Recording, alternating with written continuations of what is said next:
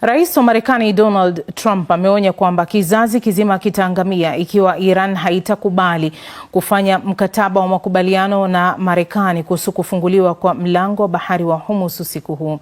Kiongozi huyo ametoa tishio hilo kwenye ujumbe aliochapisha kwenye ukurasa wake wa mtandao wa Truth Social, akisema, na hapa ninamnukuu, kizazi kizima kitaangamizwa usiku wa leo na kumalizwa kabisa. Sitaki hilo lifanyike, lakini huenda likafanyika, mwisho wa nukuu. Haya yanafuatia tishio lingine alilolitoa hapo jana, akisema ataimaliza kabisa Iran kwa usiku mmoja ikiwa nchi hiyo itashindwa kufungua mlango bahari wa Hormuz kabla ya makataa kukamilika. Matamshi haya yanaashiria kuwasha moto zaidi katika mzozo ambao tayari unatokota. Mwandishi wa BBC Listus. Rais Trump anaendelea kuchochea na matamshi yake, akidhania kwamba ataitisha Iran na uongozi wake vya kutosha. Ikiwa vitisho vitazidi kuongezeka, Iran hatimaye itasalimu amri. Inaonekana hana mtu yoyote karibu naye anayeweza kumwambia wazi kwamba Iran haitarudi nyuma chini ya vitisho hivi. Inatazama hili huku ulimwengu mzima ukishtushwa na baadhi ya kauli za Trump. Hii pia inaonekana kama ukiukwaji wa sheria za kimataifa na za kibinadamu, na ikiwa zitatekelezwa basi itakuwa ni uhalifu wa kivita.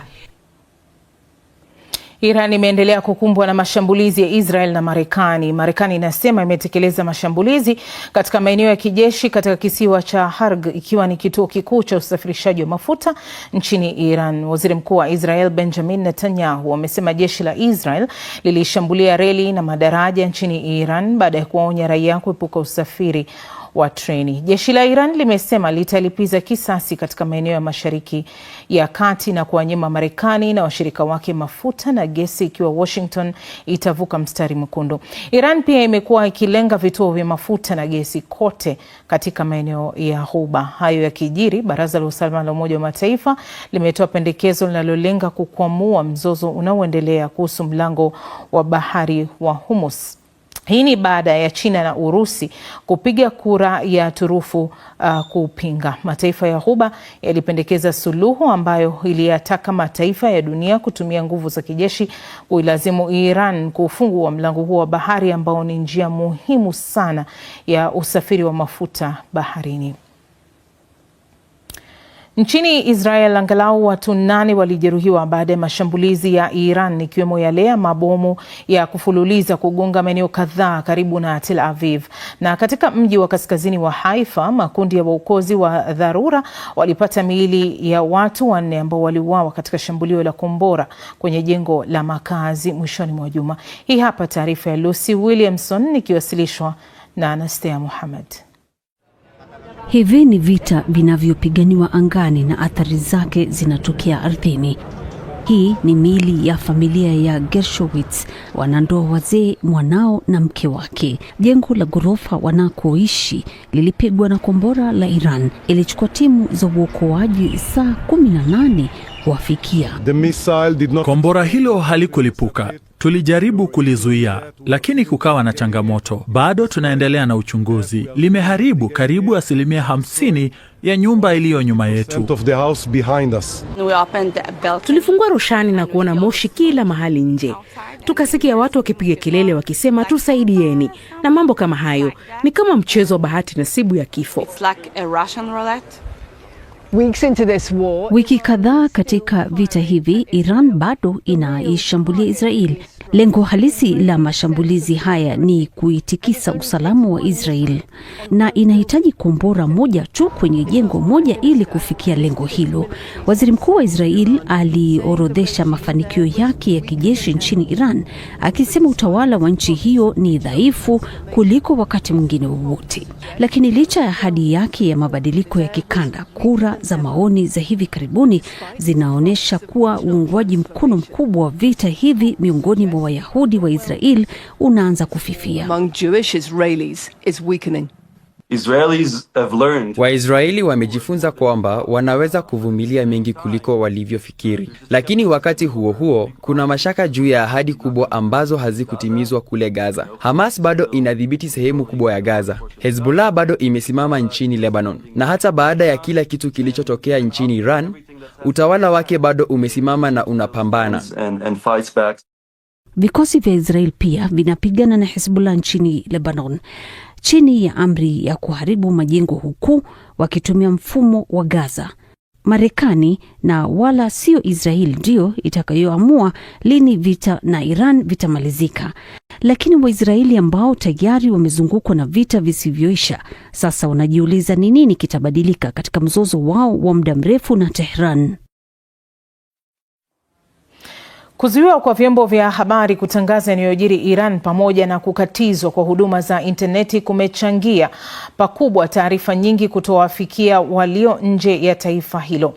Lakini uokozi wa mtoto mwenye umri wa miezi 18 kutoka chini ya vifusi vya nyumba yao katika mji wa Tabriz umepata umaarufu mkubwa kwenye mitandao na kuipa dunia taswira ya hali ilivyo nchini Iran.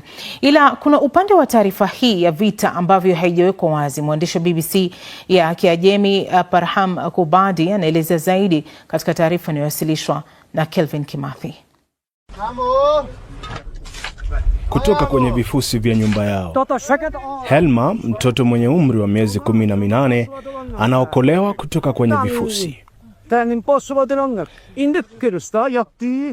Helma alikuwa amelala wakati nyumba yao ilipolengwa na mashambulizi ya angani. Shambulizi hilo liliwaua jamaa zake wote katika familia yake. Uokoaji wake umetajwa kama jambo la kimiujiza kote Iran. Picha za video za binti huyo mdogo akiokolewa zimesambaa kote mitandaoni na kuwekwa muziki wa kuhuzunisha.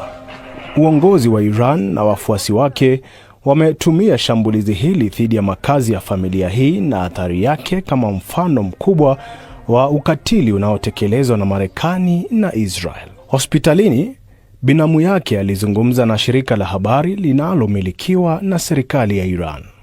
Wote waliouawa wamekufa kama mashahidi. Ni Helma pekee aliyesalia. Walikuwa wamefanya dhambi gani? Helma aliwapoteza wazazi wake wote na ndugu zake wawili. Kuanzia wakati alipookolewa, amepewa jina la mtoto wa Iran. Wafuasi wa serikali walijitokeza kuomboleza na binti huyo mdogo na familia yake wakati wa mazishi. Helma, usitie mambo haya yote moyoni. Tunasimama kidete na serikali yetu. Hatutokubali damu iliyomwagika ya familia yako iende bure. Hatutakubali hata nchi moja ya ardhi ya mababu zetu kunyakuliwa na kuingia mikononi mwa adui. Ila kuna taarifa za ziada kuhusu tukio hili. Baba yake Helma, Hamid Mizadeh, alikuwa mwanajeshi katika kikosi cha jeshi la Iran IRGC. Picha hii kutoka kaburini mwake inamwonyesha akiwa amevaa sare za kijeshi na inamtambulisha kama kanali wa jeshi. Wadhifa wake haukutajwa wala kuripotiwa na vyombo vya habari vinavyomilikiwa na serikali. Picha za video zimeonyesha jinsi shambulio hilo lilivyotekelezwa. Makazi ya familia hiyo yalikuwa kwenye ghorofa ya 10 ya jumba hili yalilengwa kimakusudi. Baada ya kuondoa vifusi, ilionekana wazi kwamba watu 4 wa familia moja waliuawa. Jeshi la Israel limeiambia BBC kwamba lilikusudia kumlenga mwanajeshi ambaye alitumikia serikali ya kikatili katika mji wa Tabriz. Iliongezea kwamba IDF hutekeleza mashambulizi kwa mujibu wa kanuni za kimataifa na inachukua kila hatua ya kupunguza madhara kwa raia. Baba yake Helma, ambaye alikuwa afisa katika jeshi na huenda ndiye aliyelengwa kwenye shambulizi hilo, ila binti huyo atalazimika kuishi na adhari ya shambulizi hilo. Alikuwa akinipenda sana, ila sasa hata nikumbatia tena. Anapata utulivu mikononi mwa shangazi yake peke yake kwa sasa. Ni kama anahisi kuwa salama. Wanajeshi ndio wanaopigana kwenye vita, ila wakati mwingi raia ndio wanaoathirika, hasa watoto ambao pia huathirika pakubwa.